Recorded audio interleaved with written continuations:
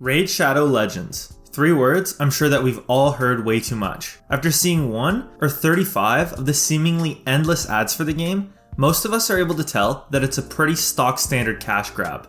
But it's still made millions, and even today, almost 5 years after release, doesn't seem to be slowing down. So, despite my better judgment, I downloaded it, and can now safely say, to no one's surprise, it's gotta be one of the worst games I've ever played, and that's if you can even consider it a game.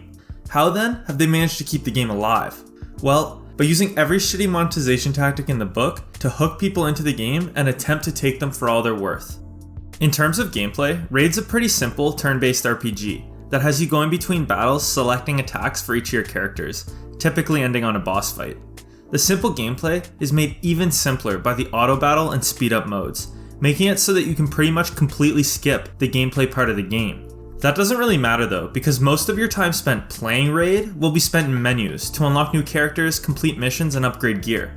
This is also where you'll find some of the most predatory monetization tactics I've ever seen in my life. In lots of other games, especially mobile games, you'll find some monetization tactics that kinda suck and take away from the gameplay, but that don't completely ruin the game. But in Raid, they've got it all. You can basically find every disgusting monetization tactic imaginable. You name it, they've got it, and they've got it ramped up to 10. For example, in other games, there may be a few pop-ups every now and then, prompting you to buy something. But in Raid, there are countless pop-ups for limited time offers whenever you try and do anything in the menu. I was playing, and I kid you not, I got 3 pop-ups in a row trying to sell me something, and got one almost every time I clicked into the main menu. Pop-ups in general are annoying, but in Raid they're plain frustrating, popping up constantly and pressuring you with FOMO tactics. Raid also has some of the most predatory progression I've ever seen. For example, to upgrade your gear in a normal game, you'd gather the required resources and upgrade to the next level. Simple as that. In Raid, you also gather resources to upgrade your gear, but when you go to hit the upgrade button, instead of just upgrading normally, there's a chance that your upgrade will just fail, and you'll lose all the resources you used. This just adds artificial grind by adding a gambling mechanic that drains your resources for the sole purpose of adding grind to the game, that of course you can pay to skip. As you'd imagine, Raid also uses a loot box system to unlock characters, has an absolutely insane amount of currencies and resources required to power up your characters, has an energy system to limit how much you can play, straight up lets you pay for power, and has countless other awful ways to pressure you into spending. But I don't feel that it's necessary to go over all of them to get the point across that Raid's monetization is awful. So here's just one more that I've never seen before. Raid has countless opportunities for you to spend.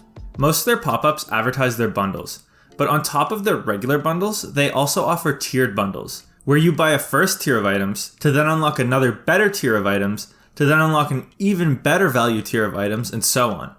Now, Raid generally obscures how much things are worth, but what's really gross about these bundles is that they're hiding the full cost of what you're buying by making what could have been one big bundle a bunch of small transactions, where by the end of buying all the tiers, you've spent upwards of $100. These bundles also in a way lock you in once you buy the first tier of a bundle, making it way more likely you'll buy the rest of the tiers, because if you don't, you'll feel like you're missing out on the better value bundles that you just unlocked. So then, if the monetization's that bad, why do people put up with this stuff? Well, that's because Raid does do one thing really well. It can hook you in and get you addicted, and over time, make its way into your day-to-day routine. Raid does this by rewarding you constantly with missions, quests, upgrades, and more that give you little hits of dopamine and make you feel like you're achieving something. The gambling mechanics also do a great job at hooking people with a more addictive personality type. It's not uncommon to have 2 to 3 notifications in your face to let you know that you've unlocked something, completed a quest, or can upgrade an item. These methods of hooking people are by no means exclusive to Raid. Think daily missions in basically every free-to-play game nowadays. But they are ramped up to an overwhelming degree in Raid, and aren't meant to be fun, but to get you hooked. Now, these tactics on their own wouldn't be enough to make Raid one of the most played mobile games out there. But that now brings us to what I think is by far the worst and most disgusting part of the game: the marketing. Raid's plastered its ads everywhere. At this point, you may even laugh when you see one because of how obnoxious they are. But the issue is, they work. Older Raid ads used to just talk about how great the game is and over-exaggerate features, like how Raid's comparable to a AAA game. Ads like these are easy enough to see through and would only attract a limited amount of people. But what really makes the marketing predatory in my eyes is the newer advertising that has YouTubers speak to how much they like the game and compare it to other games that they feature on their own channel, making it way more appealing to the audience and makes it way more likely that they're going to give it a try and potentially get hooked. For example, if you really love Pokemon and religiously follow a YouTuber that does Pokemon speedruns, if they do a raid ad and speak to how much they love the game and how much it reminds them of Pokemon, you're going to be way more interested because of how targeted the promotion is. Now, these ads are always flagged as a paid sponsorship on YouTube, and it's up to the individual to be aware of advertising and make their own decisions. But some people are inherently more susceptible to predatory advertising, like kids. And with Raid, we aren't talking about a HelloFresh ad to buy a box of food. Raid isn't even a game.